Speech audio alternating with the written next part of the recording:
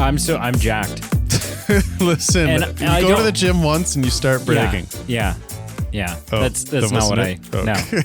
But I mean, that is one of the joys of an audio format. Right. Is I could be like, Right. look at the size of my biceps, and no one knows No one knows.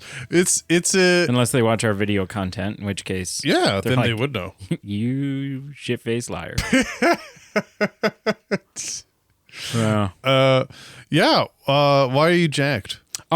So jacked as in Leonardo DiCaprio in Titanic jacked? yes. Yeah. As a verb, as a past tense verb, I have been jacked.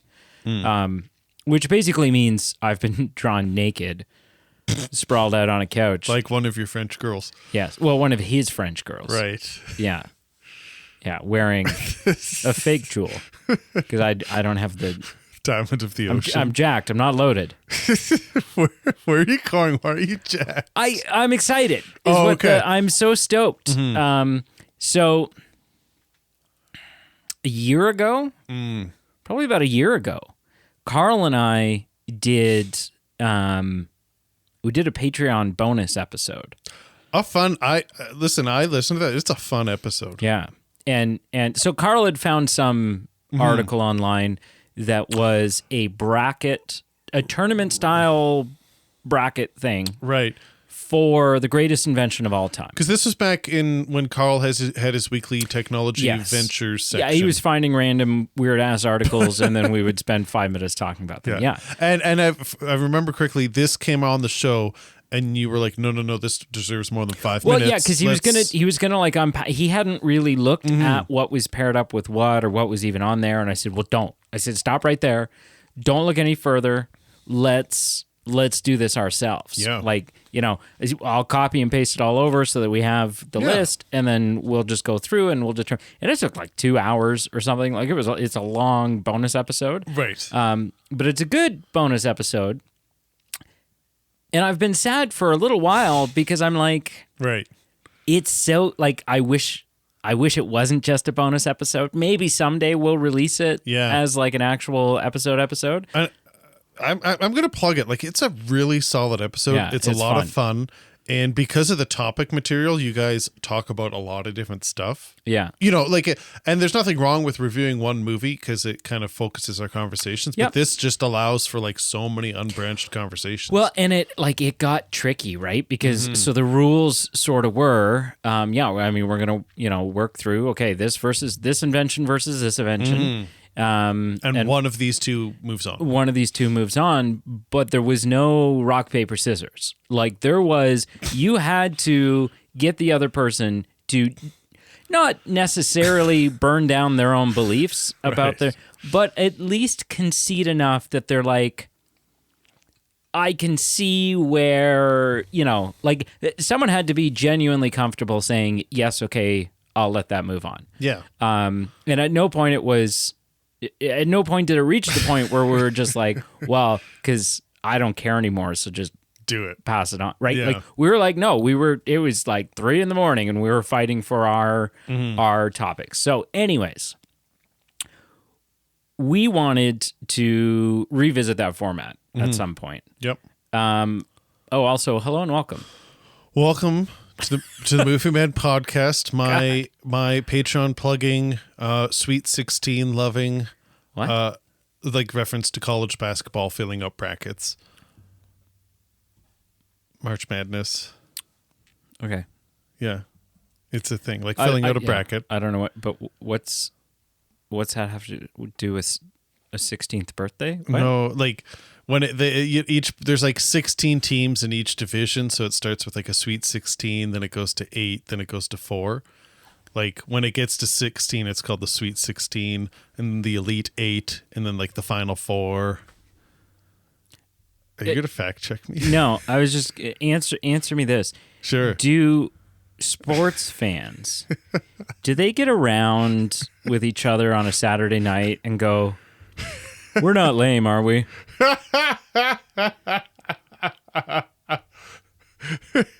I don't know the answer to that question. I'm not a sports guy. I don't know that's fair. any of this. But my point is the co-host is I am Peter, and my co-host is Brady. Yes.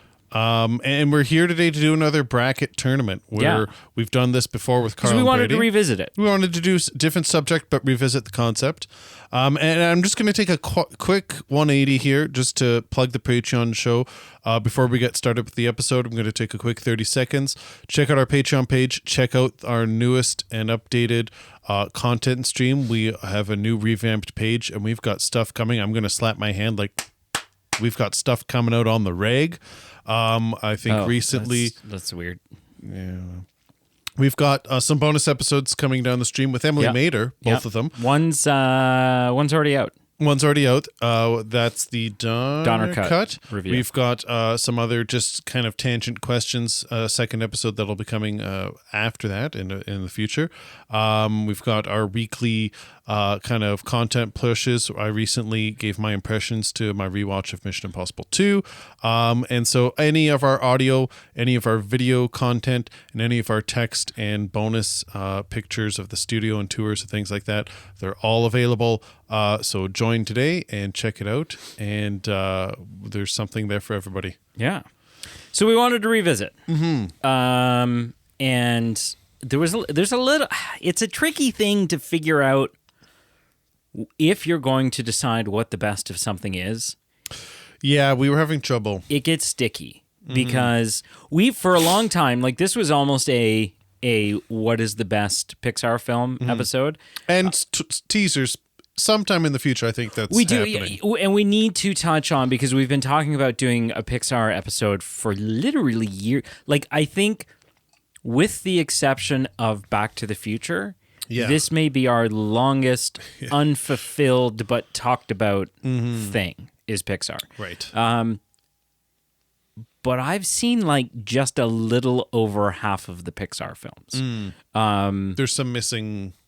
Right. And I kind of was like, I have to take a moral, like for me, a moral high ground here where if I've only seen half of the Pixar films, I may watch Cars 3 and think Cars 3 is the greatest thing in the world. Right. And I didn't want to be in a position where I'm like, I haven't seen this one either. I haven't seen this one either. I heard this one sucks, but I don't know. Oh yeah, this one's on my list. I got to watch. Right. Like at some point you're just like, I don't know that this is... I don't know that we're actually doing a service at that point. So we kind of batted around some ideas. Which U.S. senator looks the best naked? That was also something that. But to narrow it down to 32 options is tough. Yeah. And again, that would have been an episode where Pete was doing most of the talking. I'd be like, I don't know. Sure, if you say so, pal. What we've ultimately landed on, as you could probably tell from the title of this episode, is we are going to determine what the best animated Disney film of all time is. Now, there's a couple of caveats here. Yes. Number one, we're comparing 32 of the Disney animated films. There are more than 32 Disney animated films. Correct. So this is by no means a complete list. No. It's a large list. It's pretty comprehensive. I would say it's 75% or more list. Somewhere in there. Some of the things that have been excluded are like direct-to-DVD sequels. Or home, I guess, direct-to-VHS sequels of the 90s. Yeah. A lot of those got the boot. And then there's like some like Three Amigos kind of like there's some like 1940 stuff that maybe you've seen, maybe you haven't. I think it's a safe bet that it's not the best Disney animated film. Going out on a limb. And then finally there are two films. I think there's maybe two films on this list that I have not seen. Okay. And so I will. Yep. Hopefully you have seen those. Yep. And I will defer to you. But I also think I know maybe enough about those films to at least still be able to weigh in on the conversation. I'm not just going to sit there and go, ooh, I don't know. I've never heard of this. Right? Yes. Yeah. So that's the way it's going to work. We have 32. We're going to compare them head to head.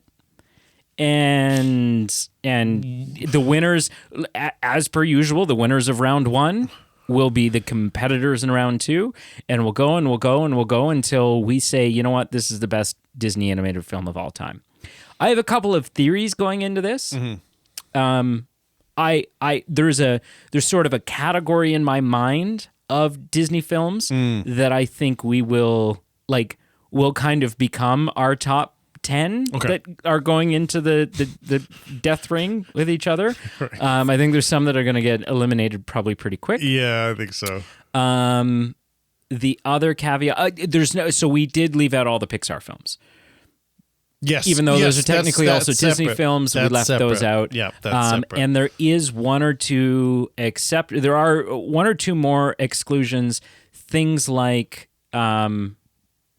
Hercules, things like Lilo and Stitch, both films that I have seen, and I'm disappointed that they're not on this list because I think I don't know that I would have put my money on them that they were going to go all the way. But I would have fought for them likely in round 1. Tooth and nail. Depending on who they were up against. So, Right. But Pete has not seen those films. There's some films he's seen I haven't seen. They haven't made it on this list. I think we can all, though, probably agree that Hercules and Lilo and Stitch, as wonderful as they are, aren't the greatest Disney films of all time. And so it's probably fine that they're not on this list. Yeah. Tangent alert. We watched the trailer for the new live action Lilo, and I've not seen the original, as you just said, but I found that trailer really interesting. Yep. So much so that, like, as long as schedules aligns, I think we should review that movie this summer. You should put you should just pop the animated on Disney Plus. You should pop it on one day with the kids and watch it. Part of me is just like, I'm actually kind of curious to go into the live action blind and then check out the animated. The other thing one. we need to make a decision on in the next week is if we're doing live action Snow White. Oh, we got to make a decision about that. Yeah, I mean, if time, because it's a big infinite, deal. it's not a big deal. I'm agreeing with you. It's especially not a big because deal. people are hating on it. Yeah, and so it could be like a big deal episode where we just get to shit on a film.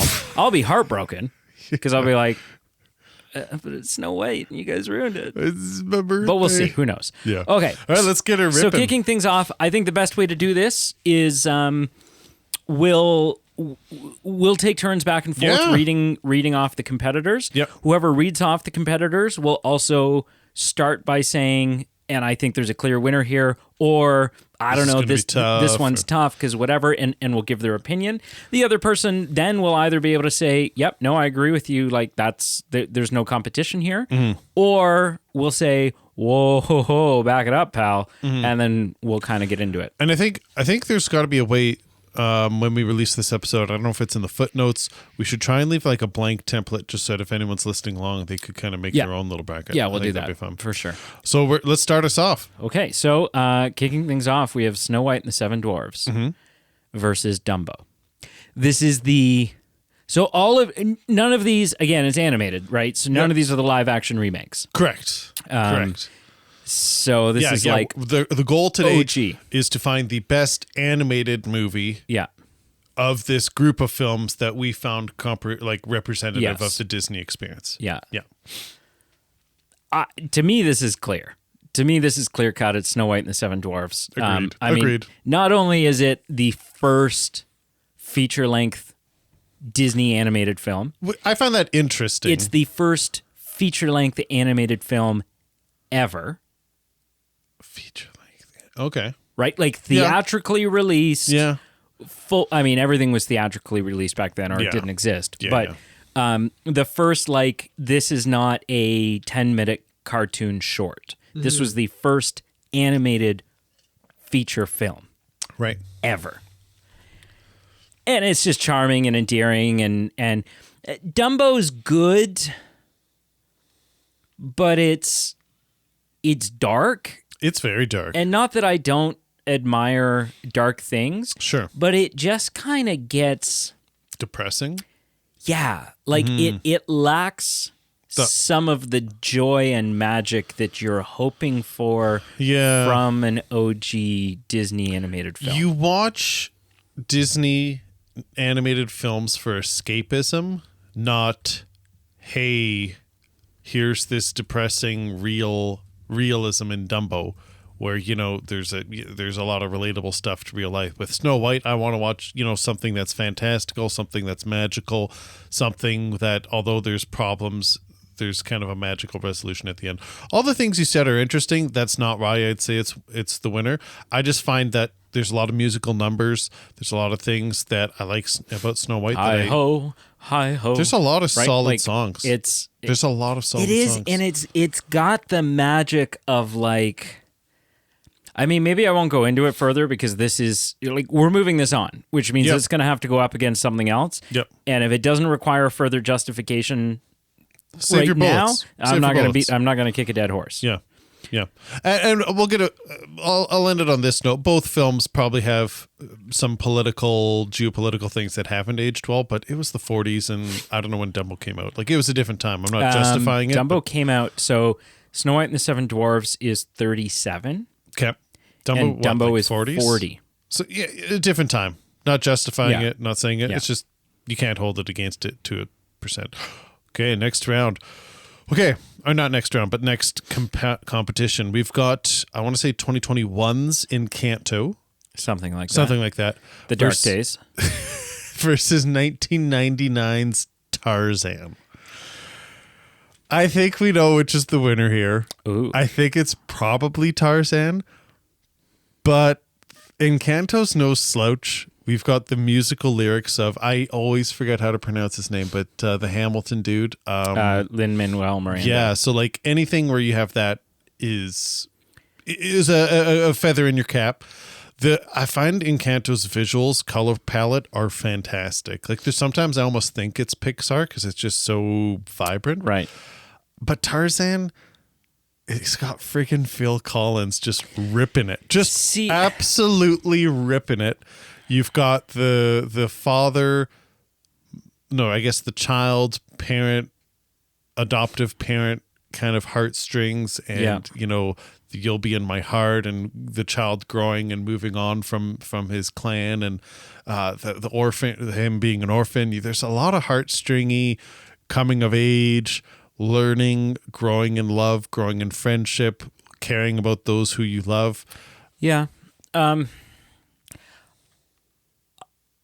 I think this is a really tricky one. Sure.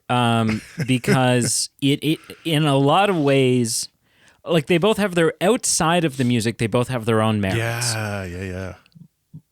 But they do both have music. And so I think this isn't primarily a music battle, but it is, like, you have to take that into consideration. Sure. And yeah, Tarzan is, it's the Phil Collins soundtrack, right? It's iconic. Like, it's iconic because of that soundtrack.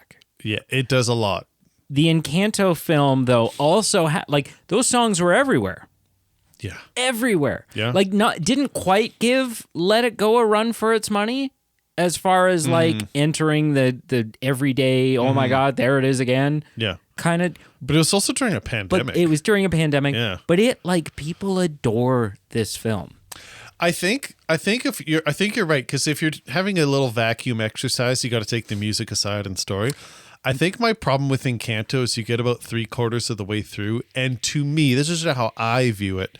It's almost like the storyline was the writers were in the room going, we've kind of navigated our way here. We kind of got to wrap things up, and here you go. There's something about it that seems a bit forced by the end, a bit like unnatural. Not that it's a bad story, not that it has a bad ending, just like it has a natural progression, and then it just seems kind of wrapped up in a hurry at the end. As with Tarzan, I think from beginning to end, like it's a very seamless, here's your journey, here's where you're going. Agreed. And it's a better story in some ways. My question is,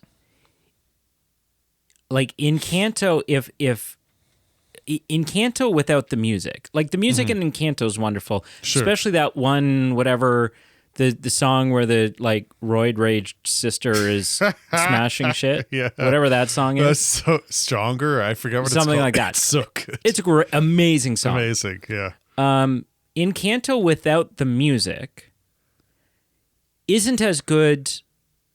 But I don't think the music does a ton of heavy lifting for the film. Tarzan without that Phil Collins soundtrack is nowhere near as good a film as it is with the soundtrack. See, and I don't mean this. I don't want to throw shade on Encanto because I like it. It's a favorite in my household. See, with me, when you take the music away, Encanto is a character going, "Huh, I don't have a superpower. I feel a little out of the blue, but I still have my family who I love and I go on." You've got Tarzan, who my parents are dead. I've got an adoptive mother, but my adoptive father hates me. I'm Batman. I'm growing. I'm starting to have feelings of wanting companionship with a woman, with the humans, and navigating going on to a new life, but not leaving behind the ones you love. And then when the ones you've grown up with are in danger, balancing this act. Like, I think there's just more to Tarzan than there is in Encanto. I think I'm willing to go the Tarzan route with you. What I will say though is I think, Tarzan falls sort of in the same category that Snow White does, falls in the same category that a lot of these Disney films are going to fall in, which is that it is not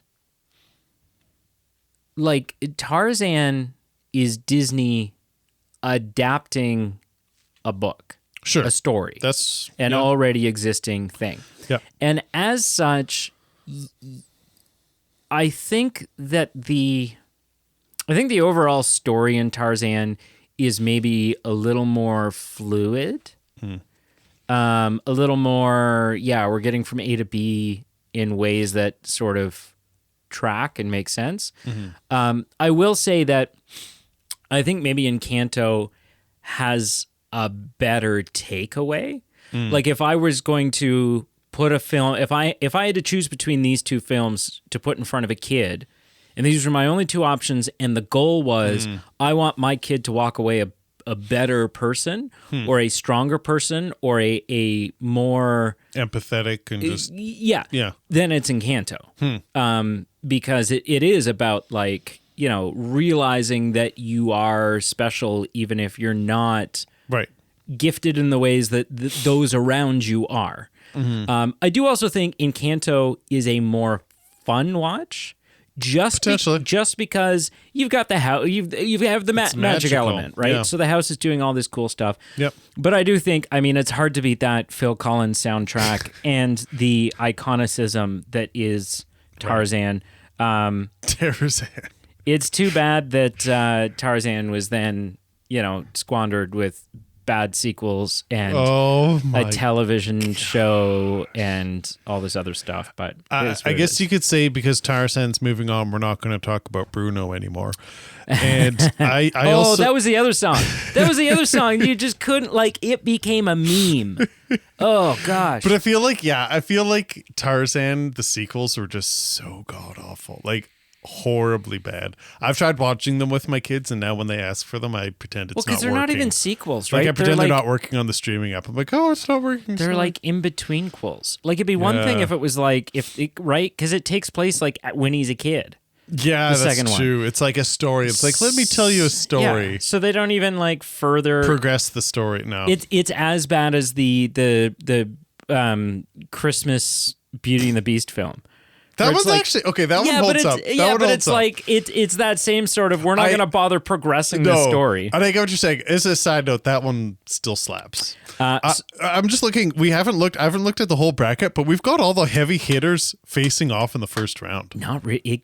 Does it change? Because right now it's been boom, boom. It's boom. been big ones so far. It's not like Lion King versus Betty Booper and the gang. It's not a Disney. I couldn't think of an example. So our next face-off is Lion King versus Pocahontas. To me, this one's clear. Yeah. Pocahontas is great. It's got a really good soundtrack. However, I think people sort of and there's outliers to this, right? Obviously, all films subjective. Everyone has their opinions. Mm-hmm. I think if you were to pull 10,000 people on, all the Disney princesses, Pocahontas is low on most people's list. I don't know. Right? You're getting Belle and Snow White and Cinderella and all these people before you're getting Pocahontas. Maybe. I'm not sure I'd go there. I think as a kid, Pocahontas is a little bit of a slog, too. What? Why? Well, just because as a kid, right? Because obviously and understandably, the story of Pocahontas is not a political one, but it's there's some charged components. And they're trying to say something, and they're in a position where they are needing to, and rightfully so, be respectful and try to be historically accurate and try not to make it too ridiculous and fantastical and whatever. And so it's just not, but The Lion King. For the same reasons that you have Tarzan with Phil Collins, even more so, like Phil Collins soundtrack versus Elton John's Lion King soundtrack, Phil Collins can take a hike. Because the Lion King soundtrack, Hakuna Matata, The Circle of Life, Can't Wait to Be King, Can You Feel the Love Tonight? Yeah. Be prepared. Right? And then just the voice cast, right? Like, Tarzan's got a bit of a voice cast to it. Oh, well, I mean, we'll stick with Pocahontas. Yeah. Yes, Pocahontas has a bit of a sound cast, a voice cast. Because isn't Mel Gibson? Is it Mel Gibson? No, who's the... It's like Mel Gibson or Brad Pitt. No, it is. So I'm going to get you. So you've got peak Mel Gibson doing John Smith. Right. You've got Christian Bale being Thomas. You've got David Ogen Steers as the Governor Radcliffe. There's quite a few notable names in Pocahontas. Right. The Lion King, you have Jeremy Irons. Yep. Rowan Atkinson. Yes. Nathan Lane. Yep. Matthew Broderick. Jonathan Taylor Thomas. Back when he was the shiz. Like JTT. Like little kid, like Home Improvement JTT. Yeah. And it's The Lion King. Like and you said James Earl Jones, right? Oh, and James Earl Jones. Yeah. Good God. Yeah. Where have I been? Right? Like, I don't know. I will say I'm agreeing. Lion King is the shoe in here. Pocahontas, I think at the time took a lot of heat for geopolitical reasons. I think Pocahontas is okay for some reasons. I like a lot of the music in it. But I think at the end of the day, you've got Lion King, which is, I'm not really brushed up on Shakespeare, but is it Macbeth or is it Hamlet that it kind of is similar to? Oh, I don't know. I think it's Hamlet that it's similar to, like it has some of the same premise of a murder in a kingdom family and revenge and stuff. So I mean, like on one side you've got like Shakespearean ties, and then in Pocahontas you've got like it's based on a historical event that like some not great things happened in real life. Yeah. And we don't need and to the go film there. kind of makes light of it. I mean, it's a kid's film, so like I don't blame the film for going light, but I sort of blame Disney for like not that a film shouldn't be made that talks about and highlights this event. However, if you're Disney and you're like, maybe Disney's not the company, right? Because if you're Disney and you're needing to make a film that is lighthearted because it's going to be for children, then you kind of need to water down something that maybe shouldn't be watered down. Right. So anyway, it doesn't matter. No, that's a good point. All right. What do we got next? Oh boy. Oh, dog. Oh, okay. This is easy. No, I know, but you're making me uncomfortable. So we got Beauty and the Beast against Sword in the Stone. And obviously it's clearly without a doubt Beauty and the Beast. Agreed. I just wish Sword in the Stone is one of those classics that I think a lot of people overlook. Yeah. You mention it, and like my wife is one of those. I've mentioned it, and I'm like, "Hey, family night, let's watch a movie." Did we review it? I think it's been. I think we've either been like what you watched, or like it was a vote option. Because I watched Sword in the Stone. I'm pretty sure for the first time since we started doing this podcast. I wonder if it was like a what you watched. And I don't think that's something I would have done otherwise of my own. Like, yeah, you know what I should do tonight? Watch this '60s movie. Yeah. It's an interesting movie, and a lot of people, you mention it and they go, pardon, like they've never heard of it. But it's a solid and it's a classic, and I wish in this first round it had come against something else, because Beauty and the Beast, it stands zero chance at all. If it had come against another weak opponent, I think it would have been fun for it to move on, but... maybe I'll save some of my bullets for Beauty and the Beast in the next round. But I've also I think it was last night I voiced my, even if Sword in the Stone had moved on, like I'm a firm believer that in this competition, the orders who's up against who is irrelevant. Yeah, because eventually the film that's going to beat out that film whether it's faced against it in the first round or it's faced against it in the second round, it's still going to win out. Yep. So, Yep. All right, moving on. Oh. Aladdin and Pinocchio. Okay. To me, this is obvious. Oh. I've got a feeling we're going to disagree. And I think we're going to disagree. Not only is Pinocchio magical and iconic, yeah, you have, like, Pinocchio was the film that, being the second Disney animated film, right? I think, or maybe the third, but pretty early on. Third, it's like 41. This comes out. Yep. This film defined so much of the Disney brand. It's true. Because yes, you have Mickey Mouse as Disney, the Mouse House. Mm-hmm. However, Mickey has never been the mascot of Disney's film division ever. They don't place in every Disney movie when they're panning over the castle. They're not playing Steamboat Willie. I mean, Steamboat Willie became a part of when Disney was doing their like Disney 100. Yeah. They added that for like 10 seconds. But I'm talking about like the pan shot. But for decades and decades and decades before that, it was When You Wish Upon a Star. Yes. That is the Disney theme that we think of. Yeah.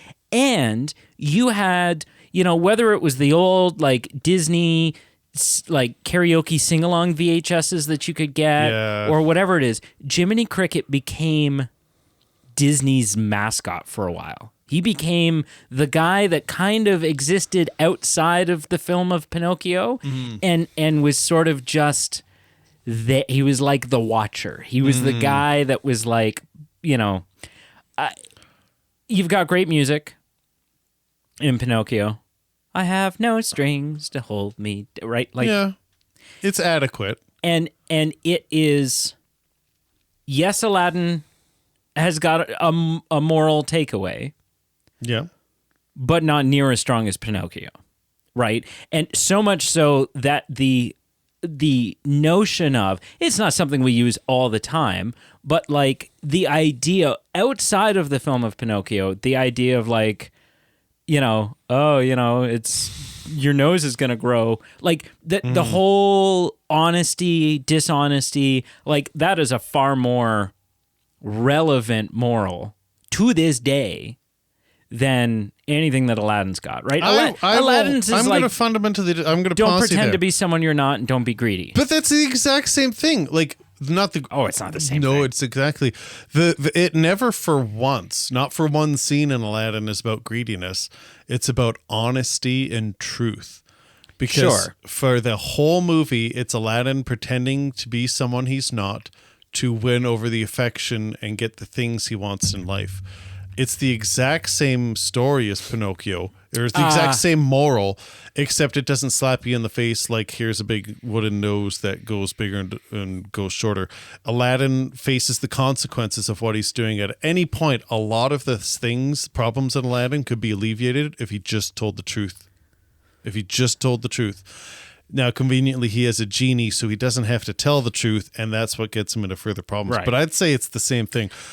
Listen here. I fundamentally disagree. You have one big wild card in your pocket I know that you what can play with Aladdin. Let me. I'm gonna put the high ace first, and then I'll put the trump card. I will say, and I'm acknowledging, it's not like I think Pinocchio is trash in the street by any means. This is tough because there's only going to be one winner. I think Pinocchio, for me, has a bit of the Dumbo vibe going on where it's like a little depressing for some reason. I think it's just because he's so isolated and like his journey takes him into like the belly of a whale and like... It has some dark, like biblical kind of... But even like there's some dark moments where he's like kidnapped by the... I don't know if he's like a entertainer, whatever he is. Yeah, the puppet show. The puppet carnival show guy. Yeah, so like he's separated from his pseudo father. Like there's some elements that I think I just get like Dumbo depressing vibes from it. And I think it's just because it's one of these OG Disney movies that doesn't shy away from stuff. I think Aladdin has a really great musical score. And honestly, the trump card is Robin Williams. Like honestly, are there YouTube videos 20 or 30 minutes long on the internet of outtakes of Pinocchio that people watch on repeat. Where I'm saying, Robin Williams, and I'm just saying a different time. But I'm just actually that's true. People were streaming back then. They just like they were Tin cans. One person could listen at a time. Like Robin Williams is just so pivotal in this story. Yeah. And he's entertaining, he's heartwarming, he's everything I always wanted him to be. And I don't know. I just feel like even if you take Robin Williams away from it, I think morally Aladdin actually tells a lot of the same story that Pinocchio does. I some do of the see songs some overlap. are so good. I do see some overlap. I will say that I think Pinocchio. I think a really strong argument could be made for Pinocchio that not only is it a don't lie, right? Because Aladdin has the honesty thing, but Aladdin is sort of like don't lie about this. Like don't lie about who you are. Be who you are. Sure. Pinocchio's got a much more wide, like, because Pinocchio tells multiple lies, right? Like that's sort of a thing. But it's also got this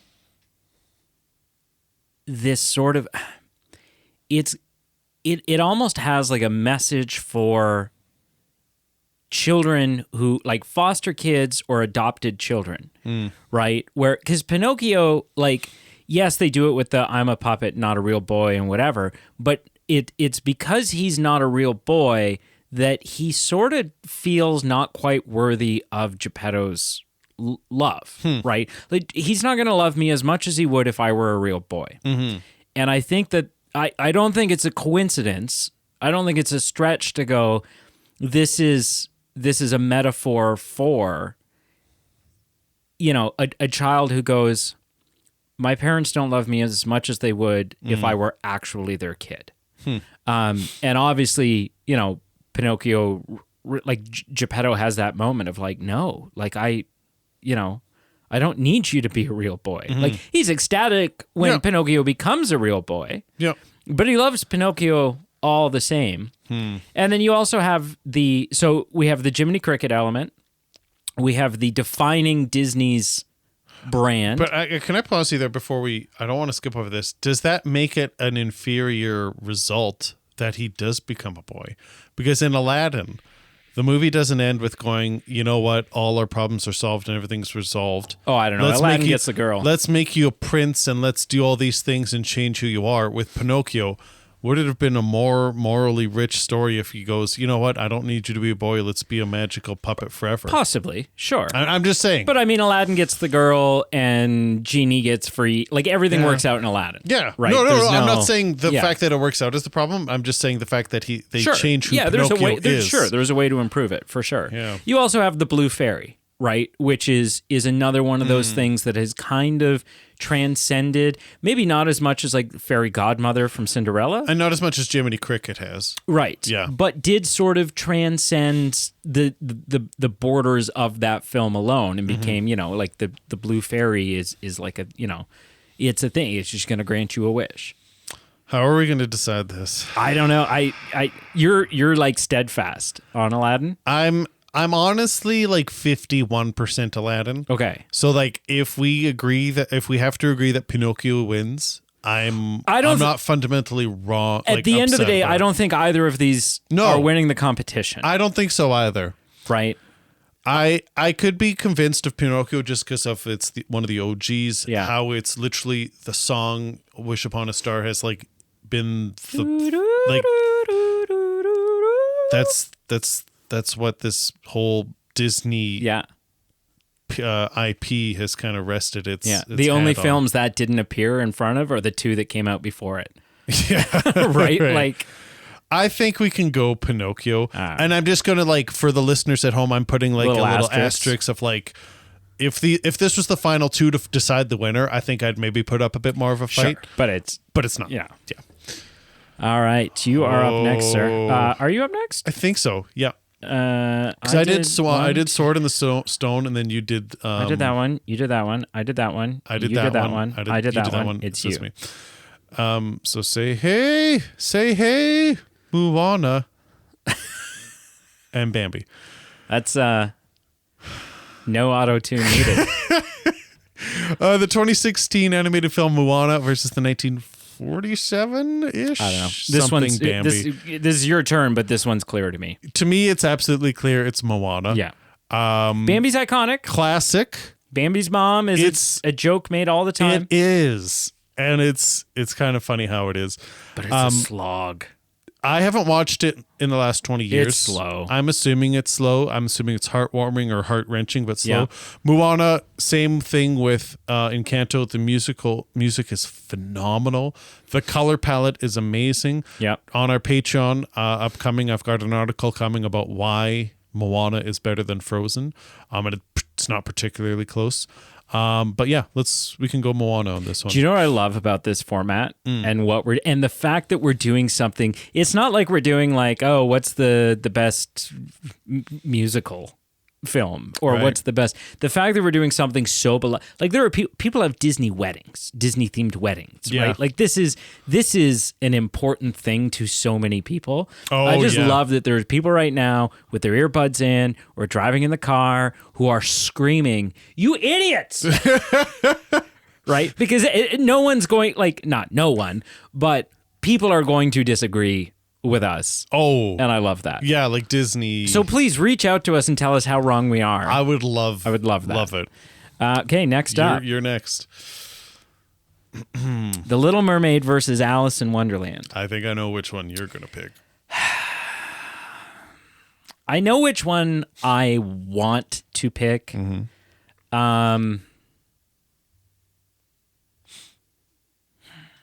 One's more iconic. So The Little Mermaid is more iconic, Yep. more viewed. Yep. It's a part of Disney's renaissance of animated films. Of the Because it's two like of 91 or something. these, 89. 89? Yeah. Of the two, which one do people more emulate? Like which, if you have a group of 10 girls who want to dress up like a princess, how many are going to dress up like Alice? I mean, I don't think Alice has ever been considered a Disney princess. True. And so, yeah, I mean, if, you go to a costume store for Halloween, there's more likely to be an Ariel costume than there is an Alice costume, for sure. Yep. I really love Alice in Wonderland just as an IP. I love the bonkers, psychedelic, LSD kind of acid trip aspect of Alice in Wonderland. Yeah. I love characters like, and not just Johnny Depp's Mad Hatter, but like Right. I've cosplayed as the Mad Hatter with like colored contacts and makeup and like full on like proper cosplay. I really, really love Alice in Wonderland as an IP. Having said that, the animated Alice in Wonderland is far from my favorite iteration of it. That's fair. I wouldn't even necessarily say my favorite is the Tim Burton one.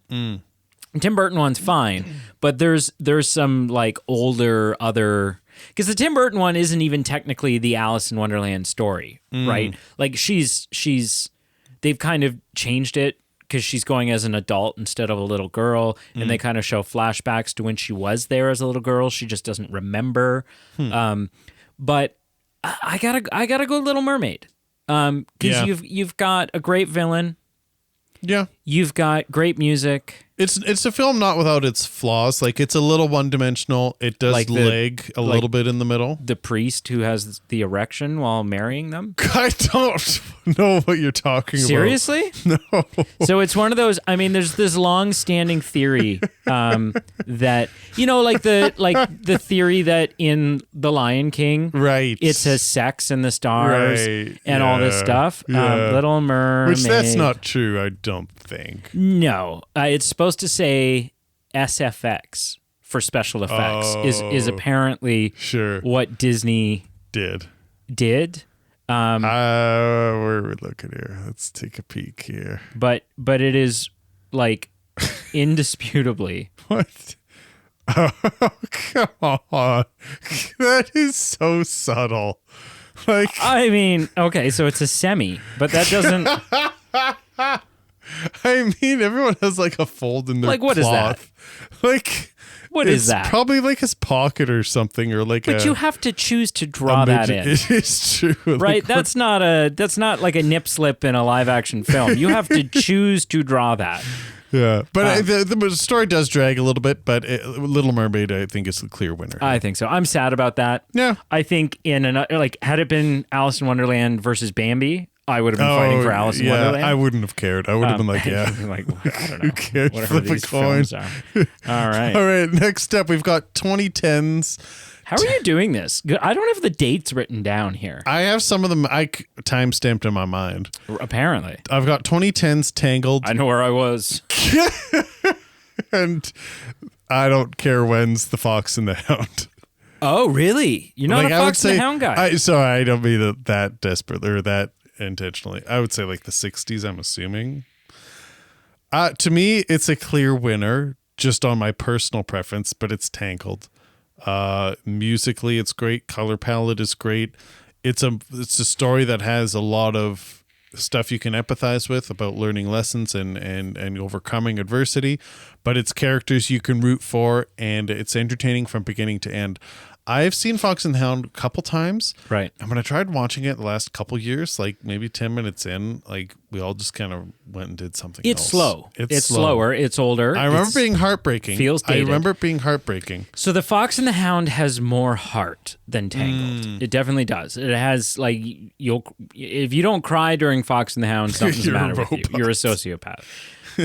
Tangled is hilarious. It's really like funny. it might be the funniest of all the Disney Yeah. animated films. Yeah. It's really good. It's really good. I've Got a Dream. There's a lot of good songs to it too. The yeah, soundtrack Mother is Knows great. Best. Mother Knows Best. Yeah, no, I'm. But so It's for the record, Tangled. I agree with you. Yeah. Tangled is a better film. Okay. Next up, we have Frozen versus 101 Dalmatians. Not even a contest. Not even a contest. So I will start by saying I think Frozen is overrated as shit. Absolutely. It's- I don't like the term overrated. I like to just evaluate things how they are. I just think Frozen is very pedestrian. So I've seen, but good. It's not bad. It blew up for a reason. I guess. But if you were to ask me who's the villain of Frozen, I've seen Frozen like 2 or 3 times. Yep. If you were to ask me right now who's the villain of Frozen, I have no idea. I don't remember. I can't remember who the adversary that Elsa is up against. If you were to ask me who's the adversary, who's the villain of 101 Dalmatians, Cruella de Vil, like, it's got the cute charm of the fact that there's puppies. Yep. It's got the horror of the fact that those puppies are stolen. And not just stolen because this woman wants to butcher them and Skin 'em. turn them into a coat. Yeah. 101 Dalmatians. This man. isn't even particularly close. 101 Dalmatians in its favor has that amazing animation from the 60s where Yes. you take a cut frame from each scene, from any scene in the movie, and there's just imperfections in it. There's, the fireplace has a bit of a smudge here. Like it's just, it has this graininess in a good way of just artistic, an artistic style that's just long gone.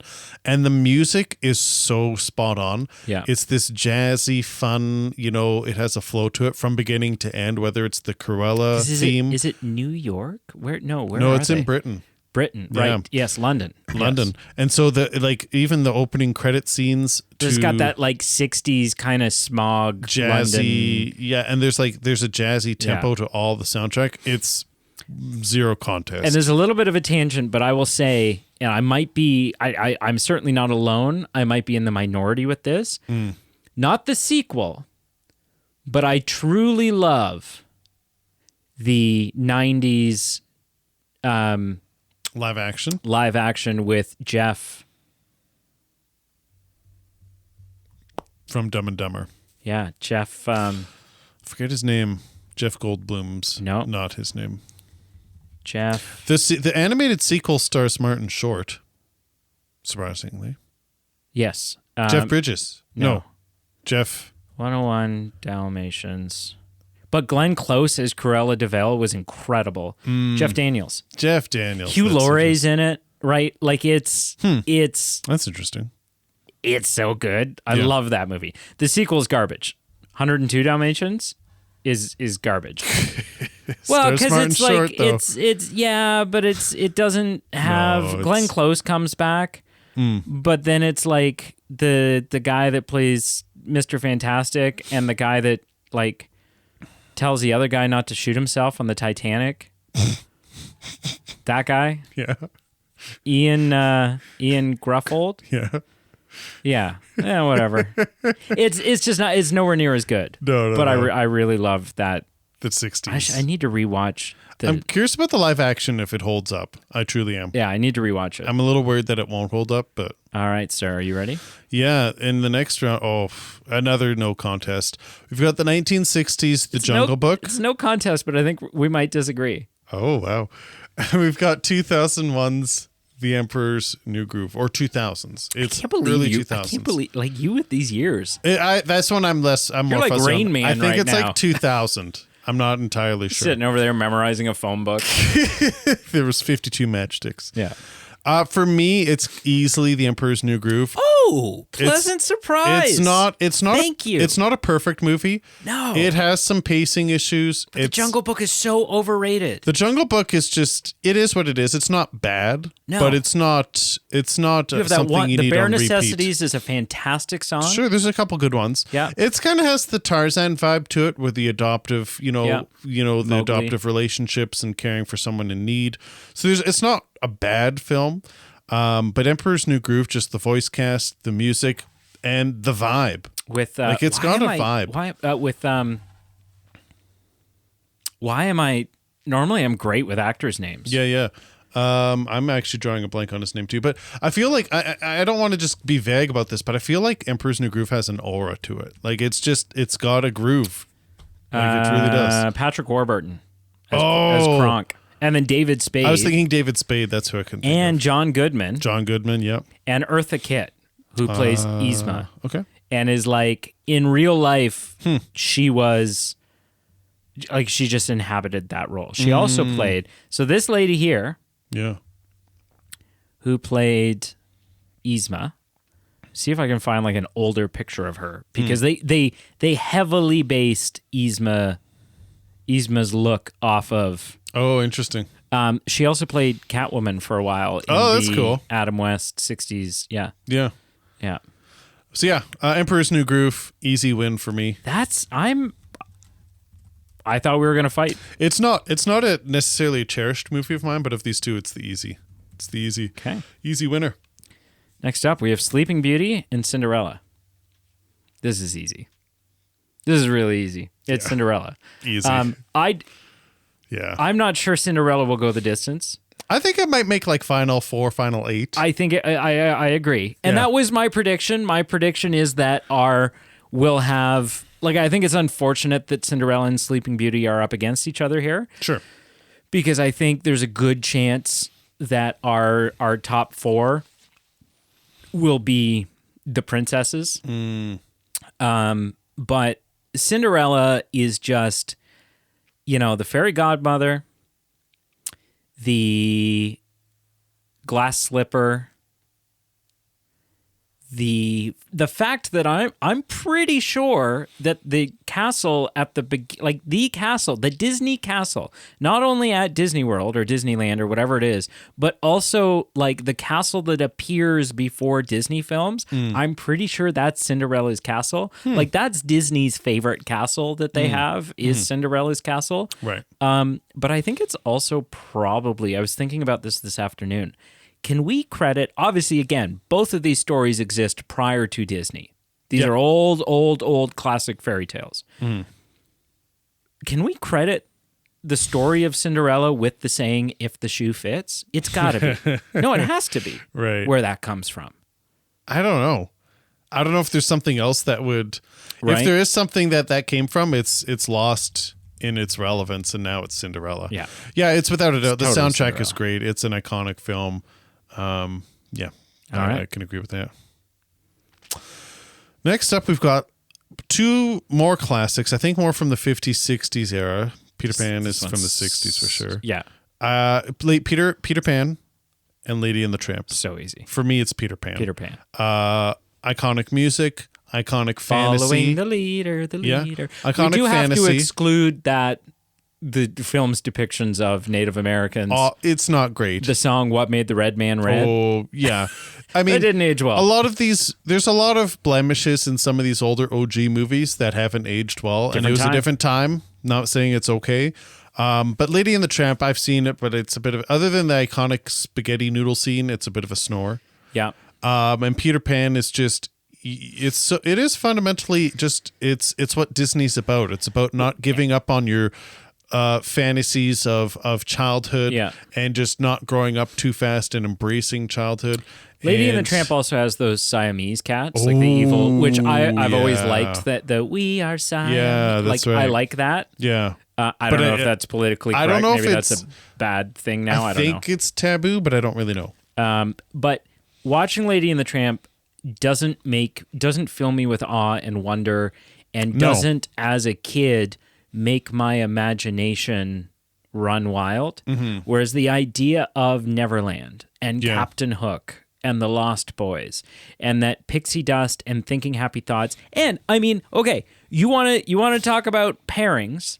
You want to talk about films that redefined the Disney brand. Tinkerbell. Yeah. Tinkerbell shows up at the beginning of so many films to just sprinkle her pixie dust over the logo to add the element of magic to the film. It's Peter Pan embodies Disney in so many ways that this isn't even a contest. Next up, Big Hero 6 and Rescuers Down Under. Now, this is going to be, I know that Pete's a Rescuers guy. I am. Can I just put as a footnote, Peter Pan 2, direct-to-Disney sequels are usually garbage. Peter Pan 2 isn't horrible. Okay. I don't know that I've seen it. It's decent. Or not, like, in my adult years. You're a big Rescuers guy. I am, and speaking of sequels that are better, Rescuers Down Under is better than the original. Well, sure. I've only seen Rescuers Down Under. Mm-hmm. I know where you're going to go. For me, this is Big Hero 6. It's not only is it, I mean, Big Hero 6, by the way, is a Marvel property as well. That's why Stan Lee, it turns out you've seen the movie, right? Yeah. Stan Lee is that one kid's dad. Oh, or okay. Grandpa or something. Yeah. It's a film that requires you to, The Rescuers Down Under is a fun adventure. Yep. You go on a fun, action-packed adventure with fun characters. Mm-hmm. Big Hero 6 is a story about dealing with loss repeatedly. Mm-hmm.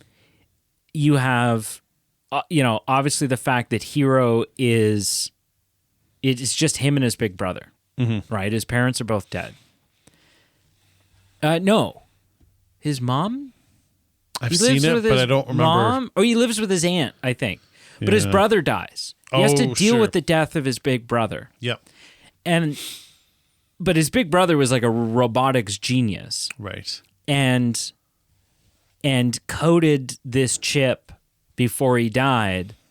And it's like, he's built some of his personality into it. And that is the chip that powers the robot, Betamax, right, or Baymax, and it's just, there's so much heart, there's so much fun. It's a great team that comes together to defeat a somewhat unsuspecting villain. It's got a good twist in it where the person who you think is maybe our pathway to the future and opportunity turns out to be the villain, turns out to be responsible for a lot of things that have caused us pain.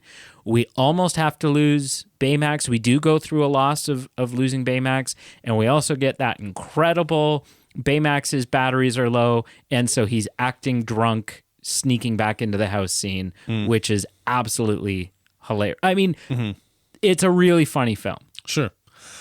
We've reviewed this movie. I don't remember a lot about it. Did we? Yeah.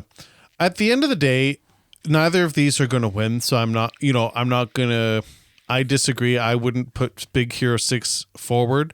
I'd probably go Rescuers Down Under 51%.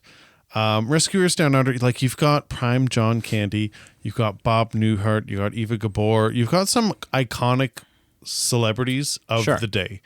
It's heartwarming. You've got a boy who's orphaned. There's some heartstring stuff. At the end of the day, Big Hero 6 to me is just a film in Disney. I don't think it's iconic. I don't think it's great. Rescuers Down Under is kind of in the same boat. Like it's neither of these films are going to be number one. A lot of kids these days have never heard of Rescuers Down Under. No. Right. No. Yeah. So I honestly am on the fence with this one. If you want to go ahead with Big Hero 6, I'm fine. I'd probably put another asterisk You know what? next to it. Let's do, knowing that neither of them are going to win, Yeah, I'll do Rescuers Down I Under. put an asterisk next to it Because- like again, if this was the final two, I think Yeah. we'd be putting up more of a duke. Because But you we gave understand. me Pinocchio. Yeah, so I'll we give both you- understand yeah. where this is going. All right. Okay, next up we've got Zootopia, around 2014, I want to say, and Fantasia 2000. Around 2000, I want to say. I know this one. I think it's got to be Fantasia 2000, doesn't it? I don't know. I don't know. That being said, I was going to say it's more iconic because it's the remake of the original Fantasia. But Fantasia truly isn't a film. It's just a collection of a bunch of short stories with music. Yeah. Maybe Zootopia is, like, of the two, maybe it's actually Zootopia. Like, it's more of a fun story. I mean, Fantasia gives us one of my favorite pieces of music of all time, Which one's that? which is The Sorcerer's Apprentice. Right. With the brooms and the buckets. With and the Mickey. Bum, bum, bum, bum, bum, bum, bum, bum, bum, bum, bum, bum, bum, bum, which Yeah. is a song that's actually in the public domain now. Oh, and so I've really? used that song in editing, like film production and stuff before. Like, so you could skew it into this episode? Possibly. Do it. I'll have to see. Do it. Yeah, That's interesting. So Yeah, that's a point in that favor. I think Zootopia is. I know that Zootopia is really beloved. People love this film for Do some they? reason. Oh yeah. Okay. Like, so they've announced the sequel's finally coming, and everyone's Right. like over the moon about it. We can. Are you pulling up Rotten Tomatoes? No, I'm looking up just the cast. It's got Jason Bateman Yep. and the girl that played Jennifer Goodwin. Oh yeah. It's got Shakira in it. Idris Elba. Yeah, like look at the Rotten Tomatoes for this. Okay. It's yeah. 98, 92. Like J.K. people Simmons. People Alan believe this Tudyk. film is Idris Elba. Did you say that already? Yeah, Kristen Bell, Bonnie Hunt. Right? People love this film. I think maybe we got to go I Zootopia. think it's a little overrated, Sure. but People love it. I don't know that that Fantasia really even fully qualifies as Yeah. a film. Like Let's it go is, but it's- Zootopia. yeah. Let's All go right. Zootopia. Next up, we have Mulan and Frozen 2. Now, Zero contest. this Do for not. me is a dilemma. Oh, come on. It's to me, this is David and Goliath, and it's not even close. Because Frozen 2 pissed me off. I thought the ending not was great. the ending was a mess. I didn't like what they did with Elsa at the end of Frozen 2. I was like, "Oh, come on." Mm-hmm. I think Mulan is boring as hell. Oh man, I could not disagree more. Which I think didn't Yeah. we review it? I know we reviewed the live action one and I think we've just talked about Mulan. and you made we did review the live action one. Correct. Yes. But to the We've 1996. talked about this one. I think you had me watch it. Yeah, like as what you watched. or And I was something. like struggling to stay awake. Oh, like man. actually like had to like get up and walk around, get some water yeah. to stay awake. Yeah. I honestly, it has the Eddie Murphy card. Eddie Murphy is great, but like there's sometimes I kind of like, I think near the end, I wouldn't say I tear up, but I come close to when Mulan like returns to her father, and there's definitely some heartstring components to it that And it's you a girl, have a woman. It's morally it is a strong film. Correct. It has a great Yep. like Yep. it's kind of a feminism thing, but it's like don't discount a woman because Yeah. she's a woman. Yeah. Is kind of, you know. Yeah. Yeah, I'll give it to you that Yeah. it's Mulan. I don't think Mulan. I'll have to put on some gloves later to keep it advancing. But Yeah, I don't know Frozen 2 if it is- will advance, Frozen 2 is but we'll see. garbage. Okay, so next up we've got The Aristocrats, the 1960s cat Cats. film. Not crats, cats. It's a play. Aristocats, It's a play on. Sorry. And then- Everybody wants to be a cat. And then the 2009 The Princess and the Frog. So this is I have not seen Princess and the Frog. I need Okay. to disclaim that. Have you? Yep. I've seen it, yep. Okay. I want to go a little bit. To me, this is a coin flip because Aristocrats, I think, is maybe a bit more iconic. It is what it is. It is. The Princess and the Frog, I think, was the musical numbers hold up. I enjoy. The story is so, and I remember it getting a lot of political attention at the time in a good way for having a woman of color. Yeah, the being first black Disney. Yeah, so princess. I think for me, it has to be Princess and the Frog. Okay. Because it's not something that as time has gone on, it's gone, well, that was kind of a weak story or the music was so. Like it's actually decent. Yeah, I defer to you. I don't know.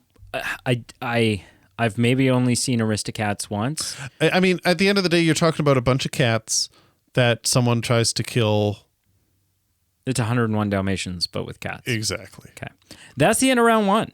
Okay. So we have our So we're down to the Sweet 16. round two finalists. Yep, Sweet 16. Apparently. Yeah.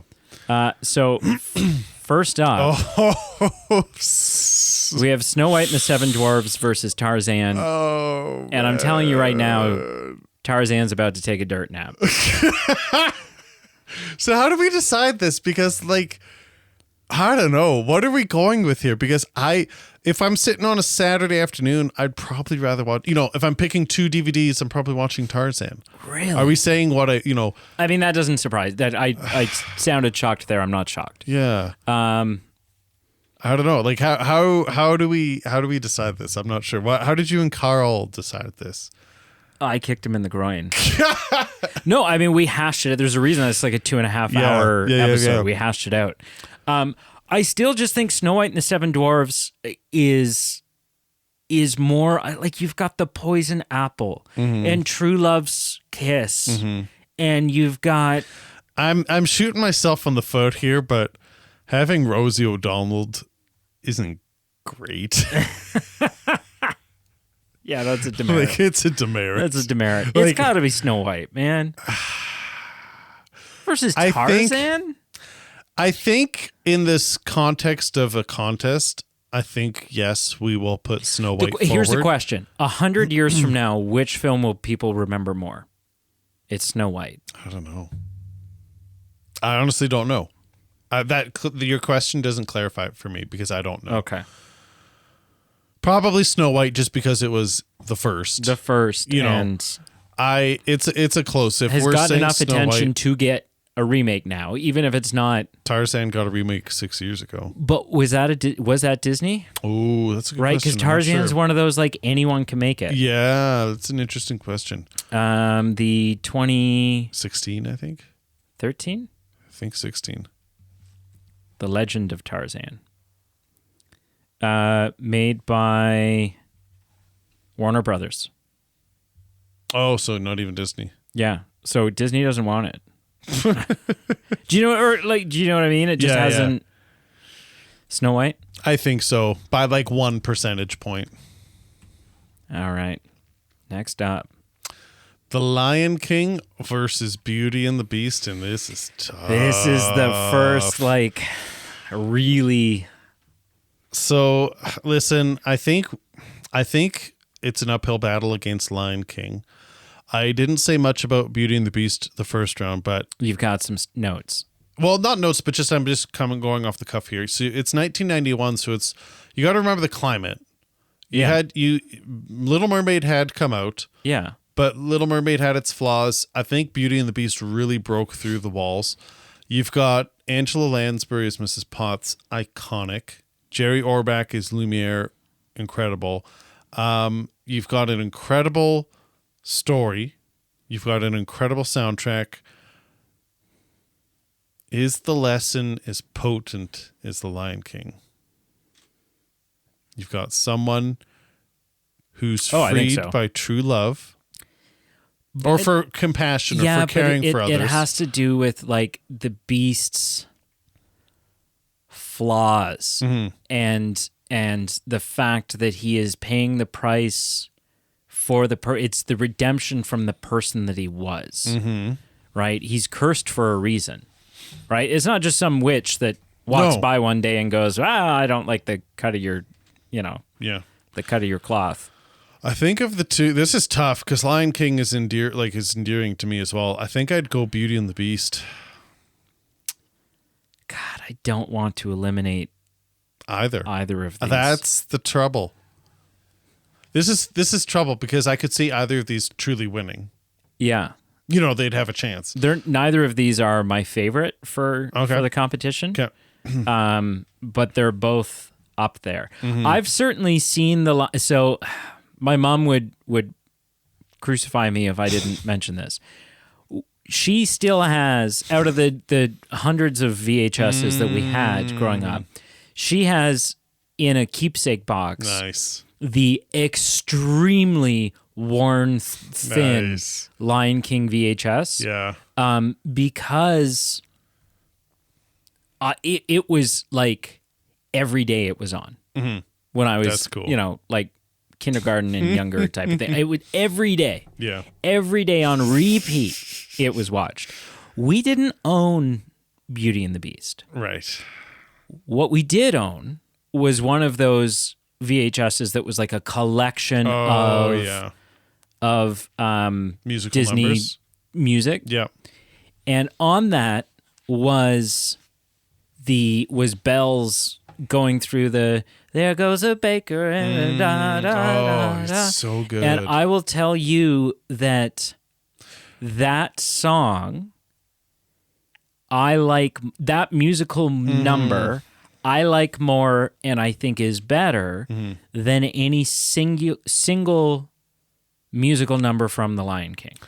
I think what I like about Beauty and the Beast, and you've just triggered this memory, is just you get such nuance because it's not the simplicity of a parent being murdered and revenge. Like, there's nothing emotionally, like, from storytelling, that's not a bad story, but it's very simple. Yeah. Just with Belle, you've got her so nuanced of, she's in this town, she's physically happy, she has a roof over her head, but she's not happy because there's no one intellectually meeting her where she is. Yeah. She's wanting companionship that's beyond just Gaston flexing his biceps. Like, there's all these elements to her that you have such rich characters.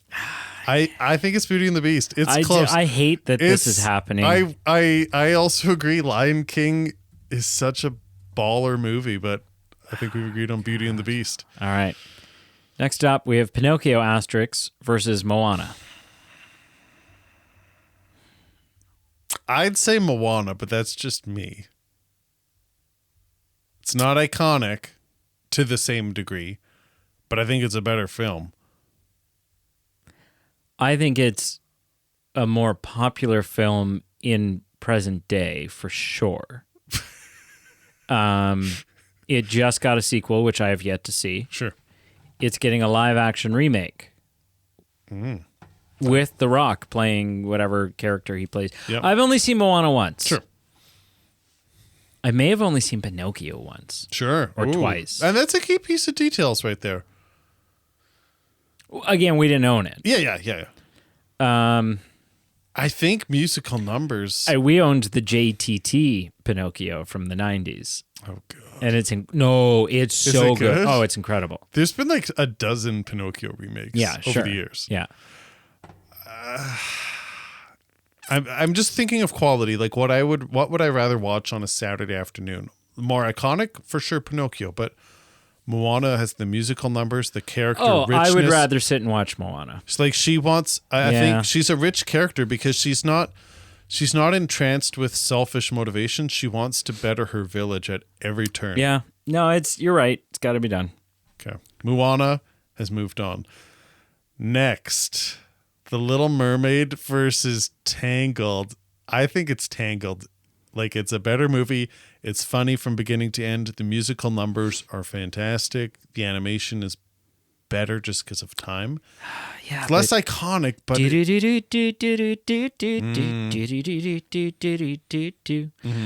the songs are more iconic from The Little Mermaid. it is. It's tough. I'm saying this as a demerit to The Little Mermaid, but it's tough to have a strong female lead when she doesn't talk the whole movie. For a bunch good portion of it.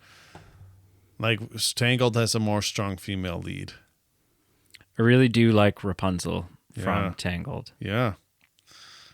God, it's just... This is tough. And you know what? Little Mermaid is one of those films where the sequel also holds up. I've not seen it. That's interesting to know. It's about her daughter. Her and Eric's daughter. Which is, it's refreshing to hear it's actually a sequel, not like, yeah. Ariel, let me tell you about this story prior to film number one. No, it's good. Consequence. There is one like that. There was a Little Mermaid that came out like 15 years ago or something, or 10 years ago. Sure. Called Ariel's, The Not So Little Mermaid. whatever, and it's actually a prequel to the original. Like Ariel's like a teen; she's like 14 or something in it. Okay. God, I think it's Tangled. I think it's Tangled, but it's just like it feels dirty to just dump Little Mermaid off, but especially having just eliminated the Lion King, to now kick the Little Mermaid out just feels. There's no easy decisions here, but Tangled moves on. Yeah. I don't like it. No. All right, what's next? 101 Dalmatians versus Emperor's New Groove. This is tough. Not as tough as Lion King, Beauty and the Beast. Where are you leaning on this? I think I would like Emperor's New Groove is funnier. 101 Dalmatians is just so much more iconic. Mm-hmm. So much more iconic.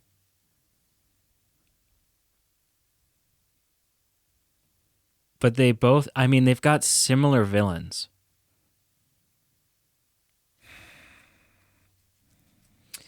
I remember being a kid or a preteen and quoting Emperor's New Groove. Yeah. I've never quoted 101 Dalmatians. No.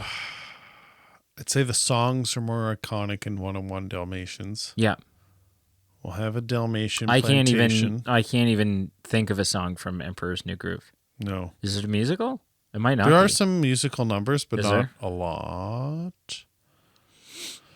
I'd say the villain is more iconic in 101 Dalmatians. The animation style is better. I think even though it's a simple thing of a villain wanting to kill animals, it has some complexities in it where you're just feeling for these animals. It is obvious and weird as that sounds. Yeah. In some Disney things that can kind of get lost and overshadowed where just that's it at face value and that's it. With 101 Dalmatians, I think you go past that and you kind of really delve into these animals as characters. There's a better moral lesson in Emperor's New Groove.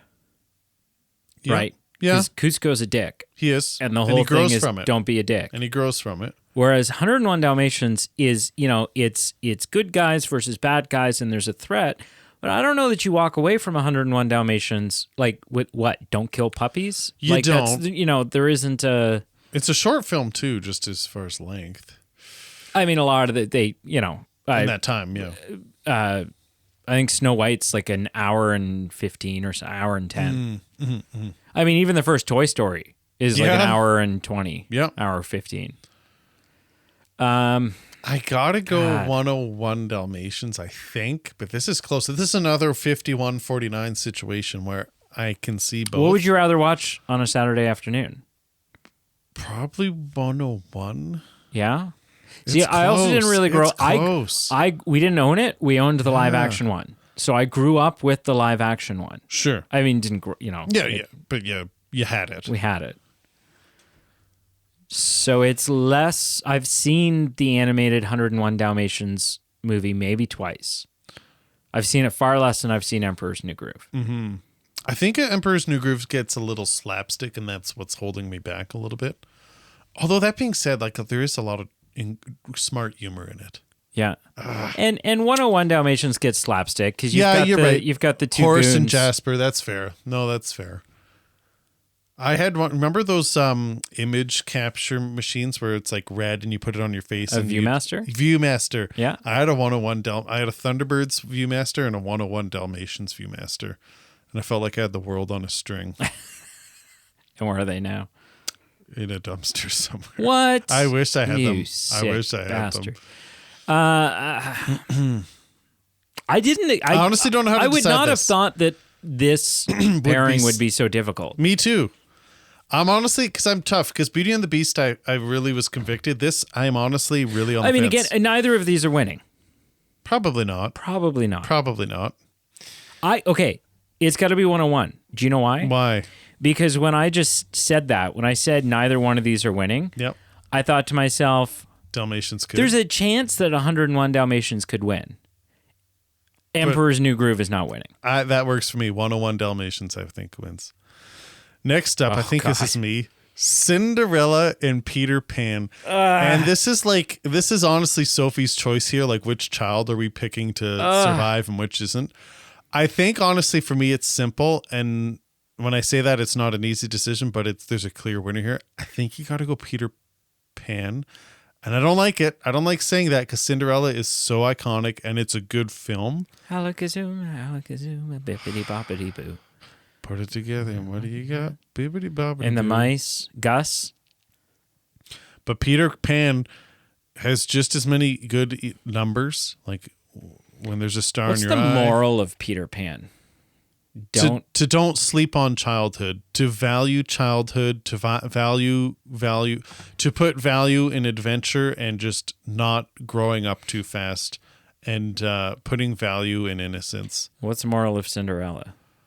Don't live with your monster-in-law. Well, it's like a rags to riches. Yeah. It's a Is there much to learn from Cinderella? Like, she's the Joe Perfect. Like, she doesn't do anything wrong. You know what I mean? Like, it's not like she has some flaw that she overcomes. That's all the Disney princesses from that era. Yeah, from that era. Right? Yeah. Snow White really doesn't go on a personal journey. No. Belle doesn't go on a personal journey. Belle does. She realizes she doesn't need to be afraid of the beast. Yeah. But it's really Beast is the one that goes on a journey. But part of her journey, too, is just knowing I don't have to settle for Gaston. I don't have to settle for someone who doesn't respect me. There's more. I don't think she was ever actually considering Gaston. No, but I'm just saying she breaks the mold. Yeah. I think it's got to be Peter Pan because there's actually a lesson there.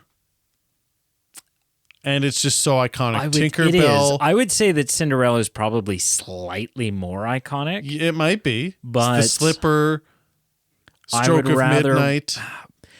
I'd probably rather. But there's a lot of there's this. But see, this is where I feel like we really need to give some weight to the issues with Peter Pan. Yeah. Like, I don't know that it's aged as well as Cinderella has. It hasn't. And I'm playing devil's advocate because you bring up a really good point.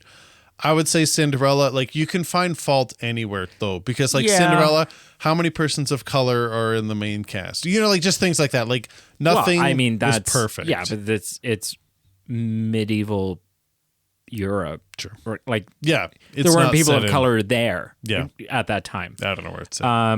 With Peter, it's just the Native American thing is It's a not real great. It's not great. like with the It's actually really you bad. know, wearing feathers and then doing the hand on their mouth to do the Native American You could call. delete a scene. Obviously, they refer to them as Indians. Yeah. I don't know, man. I think I'd rather watch Peter Pan, but I think I'd feel... I feel like I'd rather watch Peter Pan, but I also feel like if I were to watch Cinderella and then immediately watch Peter Pan, I would spend more time uncomfortable watching Peter Pan You're not wrong. than I would Cinderella. You're not wrong. I do love the story of Peter Pan. I do love the, you know, Wendy Darling and their dog Nana and then the catty mermaids who are jealous of Wendy. Yeah. Caddies, that's a word to use. They're sluts.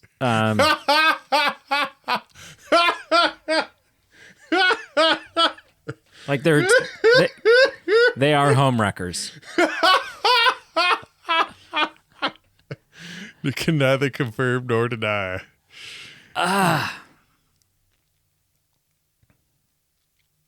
Yeah, let's go Peter Pan. All right. I don't love it. I don't love it. Okay, you're up. All right. I think this is the battle of no matter what, they're not going to win. Yeah. Rescuers Down Under, Zootopia. For me, Rescuers Down Under is more beloved to me. I'd probably rather watch that, but I think the winner has to be Zootopia. Oh, okay. I think it has to be because Whatever. it's more. It's not. Neither Either winning, way, they're not going to make it out of the next. but round. I think Zootopia is more like more people know it. Yeah. Yeah. Mulan versus Princess and the Frog. I'll give you Mulan. Yeah. Just because Princess and the Frog I haven't seen. It's not bad, but it's not as iconic. No, Mulan I get is iconic. That does it for round 2. So we went from 32 to 16. So I think we're in the Elite We have 8 now. The Elite 8. The Great 8 Yeah. I think it's Elite. rhymes better. Okay. Oh, we are going to have a disagreement here, my friend. Oh, I'm planting my flag. So am I. So what do we do? For the listener, what is it you or am I Is you, starting? I think. We got Snow White in one corner weighing 98 pounds. And in the other corner weighing 99 pounds, we've got Beauty and the Beast. Are you calling Belle fat? 99 pounds isn't fat. No, but you're saying she's heavier than Snow White. Oh, no. Don't read into that. They're both under 100 pounds. They'd...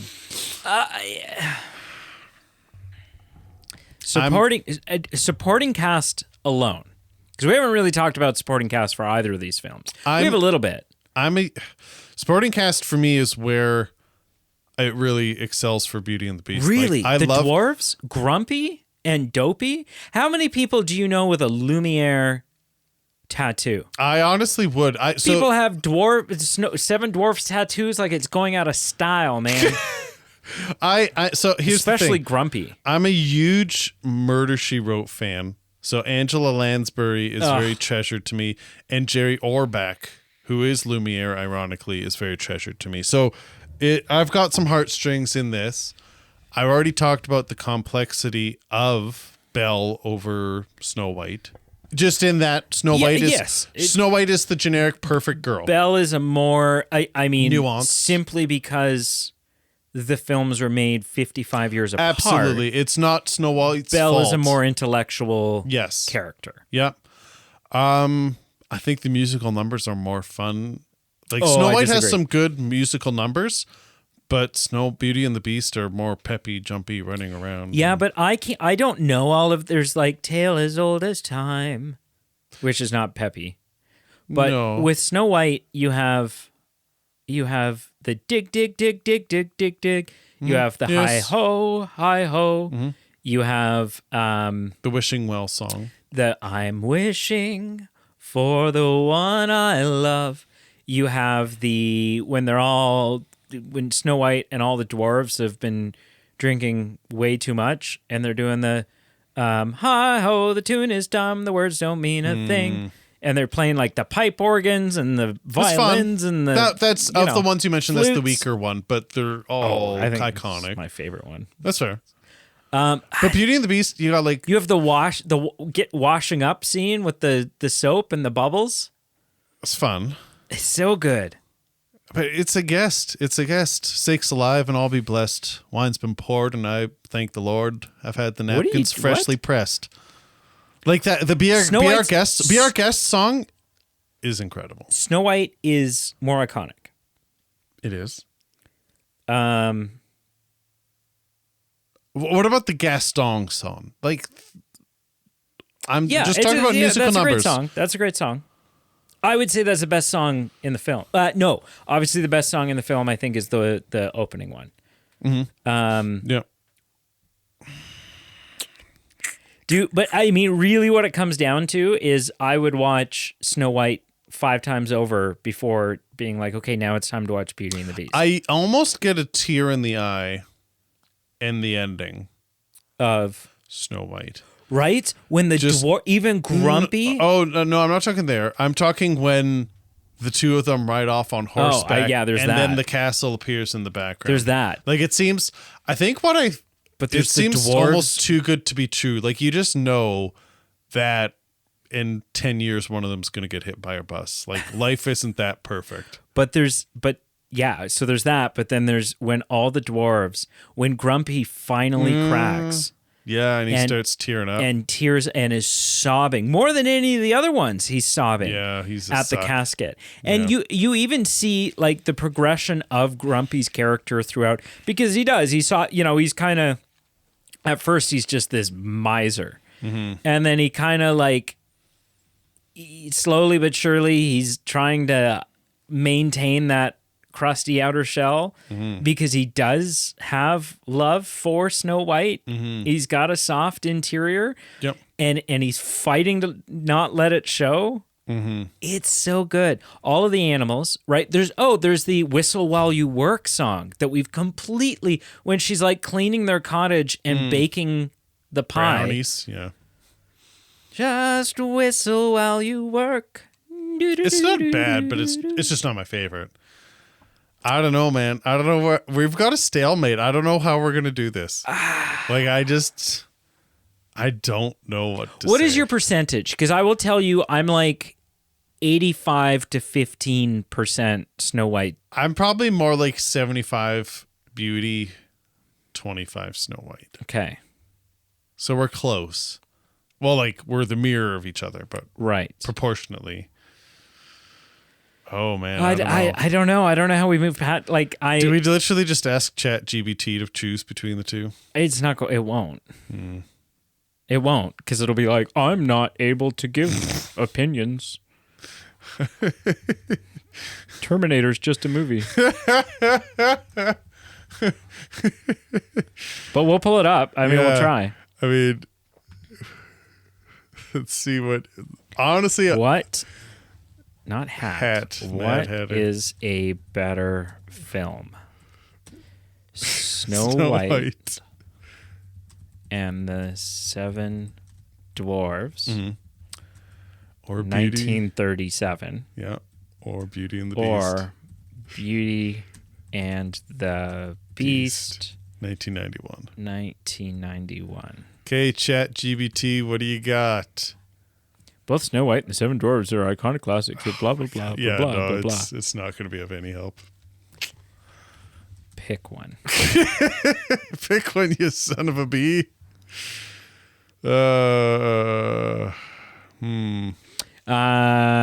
Which is better if you value historical significance and appreciate the origins of animation. Which is where. Snow White is essential and still holds charm for its simplicity and beauty. But for Beauty and the Beast, if you prefer a deeper, emotional, a resonating story with complex characters and music and animation, then it's Beauty and the Beast. I think that's what it comes down to. In terms of overall impact and sophistication, Beauty and the Beast might have the edge for more modern audiences, but Snow White is a foundational piece of cinematic history that paved the way for everything that followed. So I think that's the fundamental question here. Are we putting a plaque on a shelf in a museum? Because I think that's Snow White.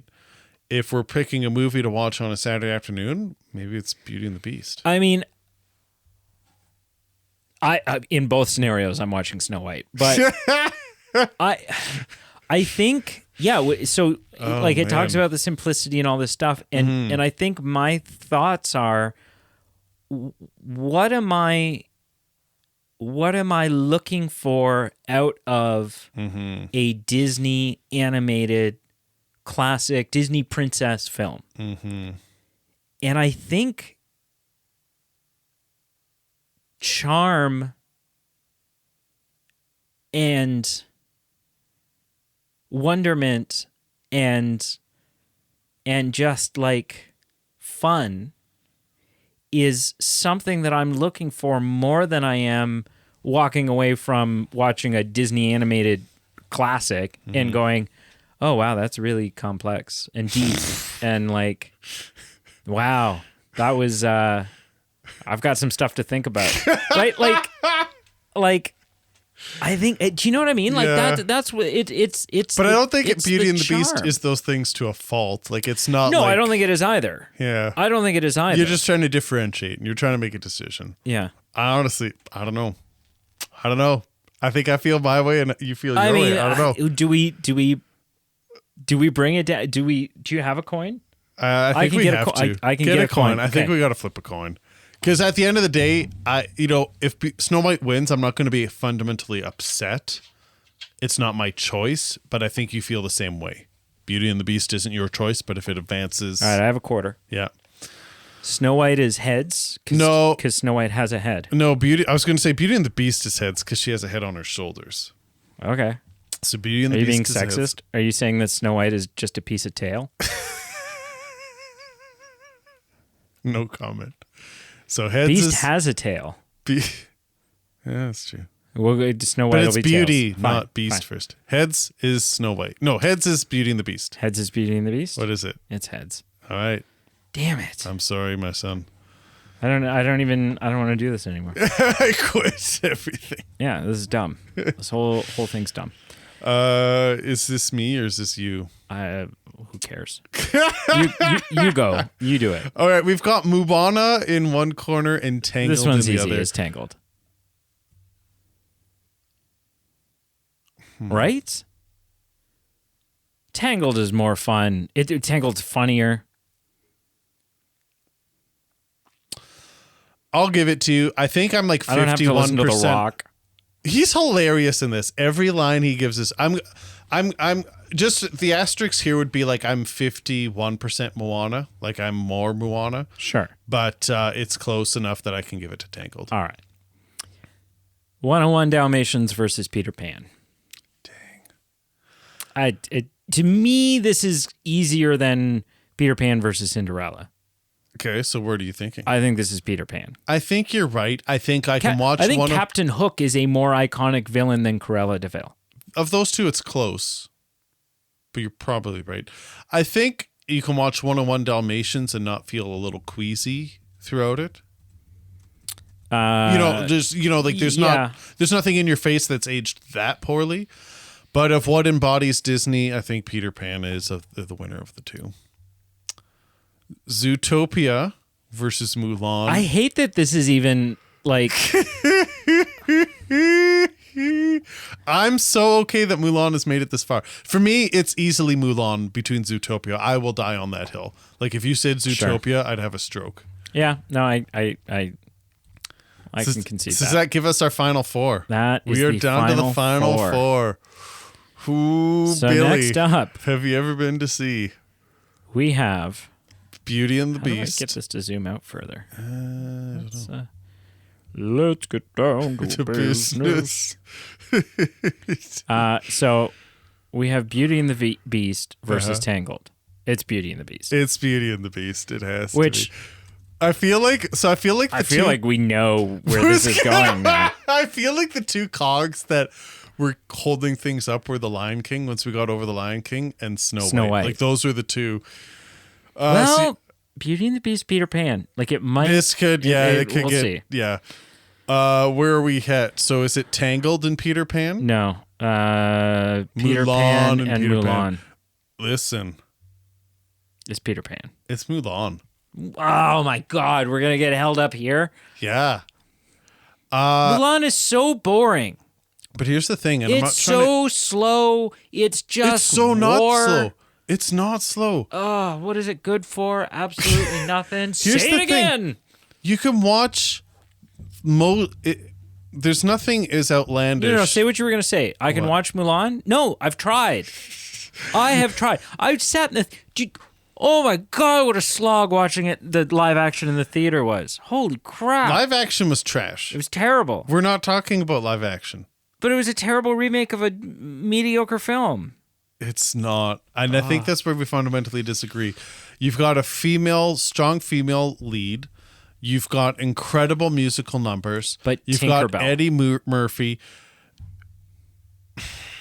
I think the Captain themes. Hook. I think the themes in Mulan transcend compared to the themes in Peter Pan. I think that's just sure. I think that's just one factor. But I don't know. We're not an ethics committee. No, but on its own, sure. But the other things compared, the musical numbers are better in Mulan than in Peter Pan. Oh, hard disagree. I'd feel There's that one good song in Mulan. let's get down that's to not business. even remotely true. Bum, bum, bum. That's not even remotely Bum, bum. true. And For most people, that's the only song from Mulan that they know. I don't mean this as a slight, but I don't know if you're in the best position to represent most people in the Mulan argument just because you don't like it. Like, Sure. do you go to a conference every year for the Mulan lovers to get No, but a here's the pulse of thing. situation? But when talking about when discussing which is a better film, Okay. we're in a room right now where two people thoroughly enjoy Peter Pan and only one of them likes Mulan. Sure. Right? So that should carry some weight. I just want the thing I want to refute about the music, there's more than just I'll make a man out of you. There's bring honor to us all. There's reflection. At the time there was a big Christina Aguilera remake of the song as well. There's True to Your Heart. There's A Girl Worth Fighting For. There's quite the collection of musical numbers in Mulan. Okay. So 85% audience score on Rotten Tomatoes for Mulan. I'm surprised it's that low. 85? That's high. No. That's so high. I thought it would be in the 90s. And for Peter Pan, it's 80. Okay. I thought Peter Pan would be higher than 85. I kind of figured it might be lower just because it's aged. Yeah. It's older. Yeah, like, I don't know. I just... Oh my God. Catherine Beaumont played Wendy. Now, who's that? Not a clue. What? Not a clue. That's not how you should phrase it then. I'm sure she was in some stuff. Oh, shit. What? She is the voice of Alice in Alice in Wonderland. Interesting. Okay. And Disney double dipping. Hey, before you leave, you record a couple other lines. It'll seem unrelated. What's the year difference? We're like just not 51 sure. for 2 years. Alice and one. Oh, wow. Okay. Yeah, 51 to 53 for Peter Pan. Yeah. I honestly Mulan's not going to win this, so I will go Mulan Sure. because I don't think it matters. Okay. Mulan. So does that give us our final two? Final two. So Beauty and the Beast versus Mulan is Beauty and the Beast, Yeah, right? I think so. It's close, but I would think so. So, officially, with a big friggin' row of asterisks behind it.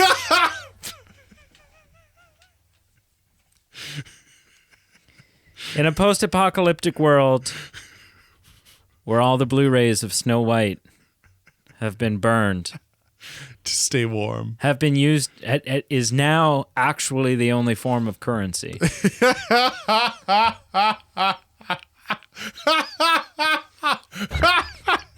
And so have been so handled to the point that they're not playable anymore and no one can actually watch it.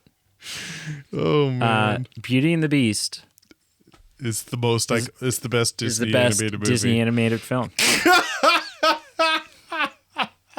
I don't feel bad about that. I mean, It's tough. I feel like of the way the algorithm broke it down, there was a lot of top heavy movies. Like there were some real heavy hitters put together. I thought Snow White would make it further, but It made it to the. But the problem is that it was up against Beauty and the Beast so early on, right? Like if we were doing if that's what I mean. Yeah, if it was Snow White versus 101 Dalmatians, I'm taking Snow White. absolutely. If it's Snow White versus Mulan, That's what I mean. Like I feel like some of these high heavy hitters were paired against each other. Yeah. Like it wasn't like, hey, Snow White versus Big Hero 8 or just 6, whatever. the sequel. That's an example of how little I think about that movie. Apparently, we reviewed that. We did. Yeah, a long time ago, like COVID times. I don't know our podcast. Well, Like, I really don't. tough. It's tough because we had those what you watched segments, and we have votes that come close, so it's hard to differentiate between them. But Episode 72. Oh, that was when we were still, yeah. Mm-hmm. That's when we started every show by doing ketamine, so I don't remember all of those episodes. You mean we've stopped doing that? I have. You could have given me the heads Look, up. there are other ways to deal with your allergies, my friend. You give the guy 8-year expire to leave once, or reacted, Yeah, whatever I it think was. reacting, yeah. Because Aleve is what? It's like an anti-inflammatory. Yeah. Yeah. So yeah, that's where we are. Well, To a grain of salt. I mean, there's got to be a winner. There's got to be a loser. There's not going to be a perfect answer. At the end of the day, a lot of these movies made it maybe further than we expected, but at the end of the day, some of them were going to be eliminated no matter what. And at the end of the day, Brady has in his mind what he thinks the best Disney movie is. I'm not even sure, I might even have a different one. The algorithm, the bracket played out the way it played out. What do you think the best Disney movie is? Whether it's just anecdotally that you want to tell us what your favorite Disney movie is, or if you work through your own bracket yourself and you get to the one that wins. Let us know. We would love to hear. And I think it's been fun. it's been educational. It was fun. There's always going to be hurt feelings at the end of the day. It's like going to see. I'll put it in a term that Pete can understand here. It'd be like going to a sports game. Sure. And, some things happened. Someone broke a nose. That was exciting. It was, but then your team lost. Right. Do you know what I mean? Yeah, like it was a fun activity, but the result wasn't it was great. fun, but you're walking away from it a little like, man. That's disappointing. Yeah, crap. Yeah. Spent all that money, drove all this distance, just for some losers to win. Oh man. Hot take before we leave. With one exception. Sure. And I know I'm in the minority here. Sure. I'm about to make all kinds of enemies. Sure. People are going to really doubt my taste in film. Okay. With one exception, one thing that I think it really screws up and does horribly wrong, I much prefer the live-action remake of Beauty and the Beast. I've been wanting to revisit that. I've seen it once. Yeah. I thought it was so, but I have been interested to check it out again. And Ewan McGregor as Lumiere. I kind of forgot he was in it. Yeah. And I think Emma Watson did a great job. Yeah. I think she does a great job. The one blunder that film makes, in my opinion, is there is when Beast agrees to let Belle go. Okay. And in the animated one, like he goes up to the top of the tower and is watching her ride away, and he lets out a blood-curdling scream. Yep. In the live-action one, he breaks into song. And it's just like, what are you, like... Yeah. Show us some raw emotion. Yeah, just give us emotion. Because there's so much conveyed just in that. Like, exactly what he's feeling, and anyways. Wrap it up, sir. Well, thank you for listening. Like I said, comment below with your favorite Disney film. Do your own bracket at home. Follow along. Check out our socials below. Like, follow, subscribe wherever you can. Give us a good rate and review. We truly appreciate it, and we love hearing back from you. Check out our Patreon page, our merchandise page. Help support the show. Help us give some content back to you. And until next time, until our next first-time watch, until our next vote review, until our continuation of Superman, be our guest on this podcast. I was trying to think of a great Snow White comeback. I can't.